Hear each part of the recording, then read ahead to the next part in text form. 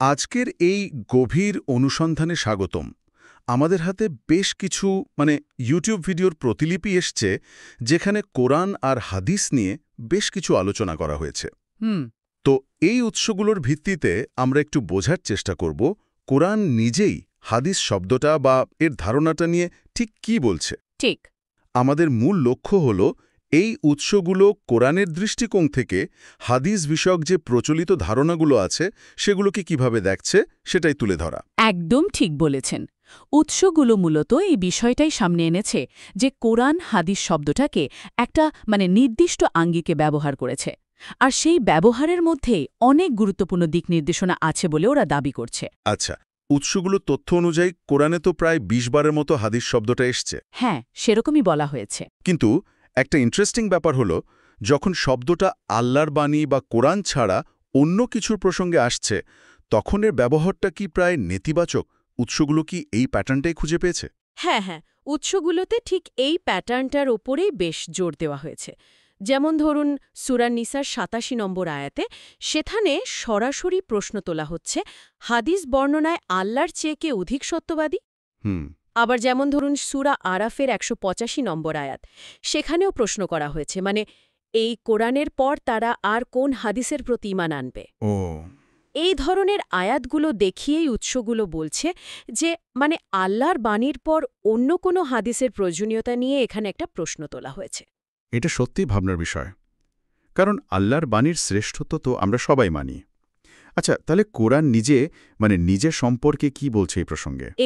এখানে উৎসগুলো বিশেষভাবে জোর দিয়েছে সূরা জুমারের ২৩ নম্বর আয়াতের উপর। আচ্ছা, সেখানে কোরআনকে বলা হয়েছে আহসানাল হাদিস। আহসানাল হাদিস এটাকে এমন একটা কিতাব হিসেবে বর্ণনা করা হয়েছে যা সম্পূর্ণ বিস্তারিত আর সঠিক পথ দেখায়। উৎসগুলোর মতে এই উত্তম হাদিস যখন আছে, তখন অন্য হাদিসের আর দরকার কি? তার এই উত্তম হাদিস বা কোরআনের যে স্বয়ংসম্পূর্ণতার ধারণা, উৎসগুলো মূলত সেটাই প্রতিষ্ঠা করতে চাইছে। একদম। আর এই ধারণাটাকে আরও পরিষ্কার করা হয়েছে সূরা জাথিয়ার ৬ নম্বর আয়াতে। সেখানে কি বলা হয়েছে? সেখানে আবার প্রায় একই রকম প্রশ্ন করা হয়েছে। সুতরাং আল্লাহ ও তার আয়াতের পর তারা আর কোন হাদিসে বিশ্বাস করবে? আবারও একই প্রশ্ন। হ্যাঁ, উৎসগুলোতে এই আয়াতগুলোকে কোরআনের স্বয়ংসম্পূর্ণতার পক্ষে খুব শক্তিশালী যুক্তি হিসেবে দেখানো হয়েছে। এর সাথে আরেকটা জিনিস, সূরা লুকমানের ৬ নম্বর আয়াতে লাহওয়ালা হাদিস বা বিহুদা কথা কেনার ব্যাপারে সতর্ক করা হয়েছে। লাহওয়ালা হাদিস? হ্যাঁ, যা মানুষকে আল্লাহর পথ থেকে দূরে সরিয়ে নেয়। উৎসগুলোর ব্যাখ্যা অনুযায়ী এটা হয়তো কোরআনের বাইরের সেই সব বিবরণ বা কাহিনী সংগ্রহের দিকে ইঙ্গিত করে, যা মানুষকে মূল বার্তা থেকে অন্যদিকে নিয়ে যায়, বিভ্রান্ত করে। এই আলোচনা থেকে একটা জরুরি প্রশ্ন মাথায় আসছে। উৎসগুলোতে কি কুরআন আর কিছু প্রচলিত হাদিসের মধ্যে কোনো রকম অসামঞ্জস্য বা কন্ট্রাডিকশনের উদাহরণ দেওয়া হয়েছে? হ্যাঁ, কয়েকটা উদাহরণ ওরা উল্লেখ করেছে, যেগুলোকে উৎসগুলোতে কোরআনের শিক্ষার সাথে মিলছে না বা সাংঘর্ষিক বলে দাবি করা হয়েছে। যেমন ধরুন ধর্মত্যাগের শাস্তি নিয়ে কোরআন তো বলছে ধর্মে কোনো জোর জবরদস্তি নেই, সূরা বাকারার ২৫৬ নম্বর আয়াত। ঠিক। কিন্তু ইকরিমা বর্ণিত একটা হাদিসের কথা বলা হয়েছে, যেখানে নাকি ধর্মত্যাগকারীকে হত্যার নির্দেশ দেয়া হয়েছে। উৎসের মতে এটা কোরআনের নীতির সাথে মেলে না। ও আচ্ছা, এটা একটা বড় পয়েন্ট। আর কিছু? বলছে প্রত্যেকে শুধু নিজের কাজের ফল পাবে, সূরা নিসার ১২৩ আয়াত। যার যার কর্মফল তার তার। ঠিক, কিন্তু সহিহ মুসলিমের একটা হাদিস উদ্ধৃত করে উৎসে বলা হয়েছে যে বিচারের দিনে নাকি কিছু মুসলিমের পাপ ইহুদি বা খ্রিস্টানদের ঘাড়ে চাপানো হবে। বলেন কি? হ্যাঁ, উৎসগুলোর দাবি এটা কোরআনে যে ন্যায় বিচারের কথা বলা হয়েছে, যেমন ধরুন সূরা হাদীদের ২৫ নম্বর আয়াতে, সেটার পুরোপুরি উল্টো। এটা তো আসলেই সাংঘর্ষিক মনে হচ্ছে। আচ্ছা, হাদিস সংকলনের যে ইতিহাস সময়কাল, সেটা নিয়েও তো উৎসগুলোতে কিছু কথা ছিল।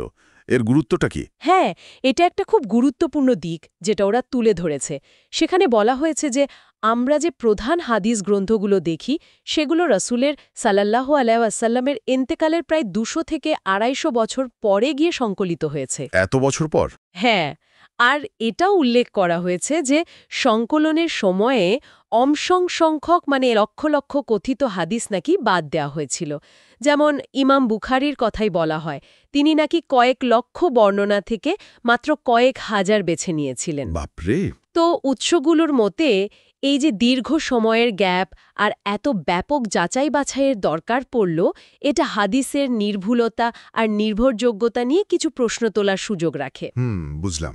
আরেকটা উৎসে না আহলে কোরআন আর আহলে হাদিস এই দুই পক্ষের বিতর্ক নিয়ে সূরা হাক্কার ৪০ নম্বর আয়াতের ভিন্ন ভিন্ন ব্যাখ্যা দেওয়া হয়েছিল। ঠিক ধরেছেন।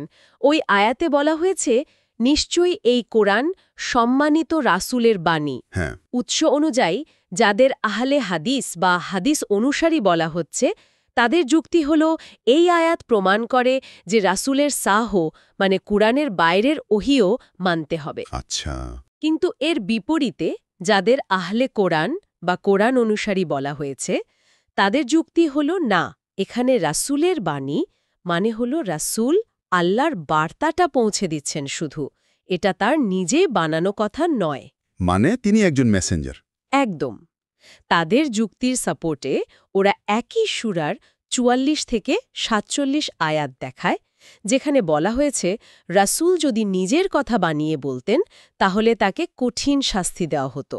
ও, এছাড়াও সূরা শুআরার ১৯২ থেকে ১৯৪ আয়াত, যেখানে বলা আছে রুহুল আমিন বা জিব্রাইল আলাইহিসসালাম এই কোরআন রাসূলের সাল্লাল্লাহু আলাইহি ওয়াসাল্লামের অন্তরে নাজিল করেছেন। সুতরাং এটা আল্লাহরই বাণী। তাহলে এই পুরো আলোচনার সারমর্মটা কি দাঁড়ালো? উৎসগুলোর মূল পয়েন্টগুলো যদি একটু গুছিয়ে বলি। অবশ্যই। উৎসগুলোর মূল যুক্তিগুলো তাহলে এরকম দাঁড়াচ্ছে। ১. কোরআন হাদিস শব্দটা প্রায়শই নেতিবাচক অর্থে ব্যবহার করে যখন সেটা আল্লাহর বাণী বা কোরআন ছাড়া অন্য কিছু বোঝায়। আচ্ছা। ২. কোরআন নিজেকে আহসান আল হাদিস বা সবচেয়ে উত্তম বাণী হিসেবে ঘোষণা করছে। ৩. কোরআনের অনেক আয়াতের স্বয়ংসম্পূর্ণতার দিকেই ইঙ্গিত করে এবং আল্লাহর বাণীর পর অন্য কোনো হাদিসে বিশ্বাস করা নিয়ে প্রশ্ন তোলে। ঠিক। ৪. কিছু প্রচলিত হাদিসের বক্তব্য কোরআনের পরিষ্কার শিক্ষার সাথে মেলে না বা সাংঘর্ষিক, এরকমটা উৎসগুলোতে দাবি করা হয়েছে। আর ৫ নম্বর হল হাদিস সংকলনের যে ঐতিহাসিক প্রেক্ষাপট, বিশেষ করে সময়ের ব্যবধান, সেটা এর নির্ভরযোগ্যতা বিচার করার ক্ষেত্রে একটা গুরুত্বপূর্ণ বিষয়। চমৎকারভাবে গুছিয়ে বললেন। আজকের মতো তাহলে এখানেই শেষ করি, তবে যাওয়ার আগে একটা গভীর প্রশ্ন রেখে যেতে চাই, যেটা এই উৎসগুলোর আলোচনা থেকেই আসলে উঠে এসেছে। বলুন। সূরা ফুরকানের ৩০ নম্বর আয়াতে উল্লেখ আছে যে শেষ বিচারের দিনে রাসূল সাল্লাল্লাহু আলাইহি ওয়াসাল্লাম অভিযোগ করবেন, হে আমার রব, নিশ্চয়ই আমার জাতি এই কুরআনকে পরিত্যাজ্য মনে করেছিল। খুব গুরুত্বপূর্ণ আয়াত। তো আজকের আলোচনার প্রেক্ষিতে এই উৎসগুলো যেভাবে বিষয়টাকে দেখছে, তাতে করে কুরআনকে পরিত্যাজ্য মনে করার অর্থ আসলে কি হতে পারে, এর ব্যাপ্তিটা ঠিক কত দূর, এটা নিঃসন্দেহে আমাদের সবাইকে আরও গভীরভাবে ভাবার সুযোগ করে দেয়। এই উৎসগুলোতে সজল রোশন নামে একজন বক্তার আলোচনা আছে। হ্যাঁ, ইসলামী শাস্ত্র, বিশেষ করে কোরআন আর হাদিসের ব্যাখ্যা, এগুলোর ভূমিকা নিয়ে নানা রকম দৃষ্টিভঙ্গি উঠে এসেছে এখানে। একদম। আমাদের লক্ষ্য হলো এই উৎসগুলোতে যে মূল যুক্তিগুলো দেওয়া হচ্ছে সেগুলো একটু সহজভাবে বোঝা, তাই না? ঠিক। আর এই আলোচনাগুলো কিন্তু বেশ গুরুত্বপূর্ণ এখনকার সময়ে। কারণ মুসলিম সমাজে ঐতিহ্য, ধর্মগ্রন্থের ব্যাখ্যা, এইসব নিয়ে যে একটা বিতর্ক চলছে তো বটেই, সেটা বুঝতে এগুলো খুব সাহায্য করে। কোরআন আর হাদিসের সম্পর্ক নিয়ে একেবারে গোড়ার কিছু প্রশ্ন কিন্তু এখানে তোলা হয়েছে। শুরুতেই একটা বিষয় বেশ চোখে পড়ল, এই যে আহলে কোরআন কথাটা। হ্যাঁ, সজল রোশন হাদিস থেকেই কোট করছেন যে আহলে কোরআন মানে হলো যারা কোরআনটা বুঝে পড়ে আর সে অনুযায়ী আমল করে। রাসূল সাল্লাল্লাহু আলাইহি ওয়াসাল্লাম এদেরকে নাকি আল্লাহর খাস লোক বলেছেন, এরকমই তো বলা হচ্ছে। হ্যাঁ, তাই বলা হচ্ছে। কিন্তু বক্তা বেশ অবাক হচ্ছেন যে আজকাল এই শব্দটাকেই অনেকে খারাপভাবে ব্যবহার করে, গালি হিসেবে বা কাউকে কাফের বলার জন্য। ঠিক তাই। এই বিষয়টা ওনাকে বেশ ভাবিয়েছে মনে হলো। হ্যাঁ, আর এখানেই কিন্তু একটা মৌলিক মতপার্থক্যের জায়গা তৈরি হচ্ছে। কিরকম? যে কারা আসলে সত্যিকারের অনুসারী, তাদের ধর্ম পালনের ভিত্তিটা কি হবে, শুধু কোরআন নাকি কোরআন আর হাদিস দুটোই? আচ্ছা। এই আহলে কোরআন শব্দটা নিয়ে যে বিতর্ক, সেটা আসলে এই বড় বিতর্কেরই একটা অংশ, বুঝলেন? বুঝলাম। তো এই যুক্তির সূত্র ধরেই তো হাদিস সংকলন আর তার নির্ভরযোগ্যতা নিয়েও প্রশ্ন আসছে, তাই না? একদম। উৎসগুলোতে বেশ কিছু সিরিয়াস প্রশ্ন তোলা হয়েছে, যেমন হাদিস যাচাই করার যে পদ্ধতিটা, মানে সনদ, হ্যাঁ, সানাদ, বর্ণনাকারীদের যে চেন। সেটাকেই বলা হচ্ছে অবৈজ্ঞানিক, অবাস্তব, এমনকি অনইসলামিকও। অন-ইসলামিক এটাও বলা হয়েছে। হ্যাঁ, উদাহরণ হিসেবে যেমন ধরুন প্রথম 2 খলিফা হজরত আবু বকর বা হজরত ওমার। উনারা তো হাদিস সংকলনে একটু দ্বিধায় ছিলেন, এরকম শোনা যায়। ঠিক, হজরত আবু বকররা তো 500 হাদিস লিখেও ফেলেছিলেন, কিন্তু পরে মনে হলো যদি ভুল তথ্য থাকে এই আশঙ্কায় নিজেই পুড়িয়ে ফেললেন। তাই নাকি? আচ্ছা। হজরত ওমররাও কিন্তু আগের জাতিরা যেভাবে কিতাব বিকৃত করেছিল সেটার উদাহরণ টেনে হাদিস লেখার ব্যাপারে খুব সতর্ক ছিলেন। তার মানে হাদিসের ওপর ভিত্তি করে যে আমাদের এত নিয়মকানুন, এত মাসলা মাসায়েন, হ্যাঁ, মানে ফিক বা ইসলামী আইনশাস্ত্রের যে বিশাল একটা অংশ, সেটার ভিত্তি নিয়ে তো প্রশ্ন উঠছে তাহলে। একদম ওনাদের যুক্তিটা সেদিকেই যাচ্ছে যে মূল উৎস হওয়া উচিত কোরআন। আরেকটা ইন্টারেস্টিং পয়েন্টও তোলা হয়েছে, এই যে হাদিস বর্ণনাকারীদের ভালোমন্দ বিচার করার প্রক্রিয়াটা, যার হুয়া তাদিল যেটাকে বলে। হ্যাঁ, সেটা অনেক সময় গীবত বা পরনিন্দার মতো হয়ে যেতে পারে। ও আচ্ছা, আর গীবত তো ইসলামে নিষিদ্ধ। ঠিক, তো এটাও একটা প্রশ্ন। তাহলে কি কোরআন নিজেই যথেষ্ট? মানে উৎসগুলোতে কি এটাই বলা হচ্ছে? তো জীবনবিধান আচ্ছা। একটা আয়াত উল্লেখ করা হয়েছে যেখানে বলা হচ্ছে যে বক্তব্য বর্ণনাকারী হিসেবে আল্লাহর চেয়ে বেশি সত্যবাদী আর কে হতে পারে। কিন্তু আমরা তো সাধারণত জানি যে হাদিস কোরআনের ব্যাখ্যা দেয়, যেমন ধরুন নামাজের নিয়ম। হ্যাঁ, এই যুক্তিটা তো আছেই, কিন্তু উৎসগুলোতে আবার পাল্টা যুক্তিও দেওয়া হচ্ছে। কি রকম? বলা হচ্ছে নামাজ নিয়ে হাদিসের যে বর্ণনাগুলো সেগুলোও নাকি পুরোপুরি পরিষ্কার না, অনেক সময় পরস্পর বিরোধীও মনে হয়। আচ্ছা, এটাও একটা পয়েন্ট। তো এটাই হলো বিতর্কের একেবারে কেন্দ্রবিন্দু। কুরআন বুঝতে বা মানতে কি হাদিসের মতো অন্য কিছু দরকার আছে, নাকি কুরআন নিজেই নিজের জন্য যথেষ্ট? এই প্রসঙ্গে হিকমা বা প্রজ্ঞার কথাও তো এসেছে, তাই না? হ্যাঁ, এসেছে। বলা হচ্ছে এই প্রজ্ঞাটা কুরআনের মধ্যেই আছে, এটা হাদিস হিসাবে আসা আলাদা কিছু নয়। মানে আল্লাহ নিজেকে আল হাকিম বা প্রজ্ঞাময় বলেছেন। এবং কুরআনের আয়াতকেই হিকমাত বা প্রজ্ঞাপূর্ণ বাণী বলেছেন। তো হিকমা কোরআন থেকেই আসে, এটাই মূল কথা। আচ্ছা। উৎসগুলোতে কিছু বিতর্কিত হাদিসের উদাহরণও তো দেওয়া হয়েছে যেগুলো নাকি কোরআনের সাথে মেলে না। হ্যাঁ, দেওয়া হয়েছে। যেমন ধরুন হজরত আয়েশা রাদিয়াল্লাহু তাআলার বিয়ের বয়স সংক্রান্ত যে হাদিসটা আছে। হ্যাঁ, 6 বছরে বিয়ে, 9 বছরে দাম্পত্য জীবন শুরু, এই হাদিসটা সেটার সাথে কোরআনের সূরা নিসায় বিয়ের জন্য যে শারীরিক ও মানসিক পরিপক্কতা বা রুশদ অর্জনের কথা বলা আছে, ও আচ্ছা, সেটার একটা স্পষ্ট বৈপরীত তুলে ধরা হচ্ছে। এটা তো একটা ভাবনার বিষয়।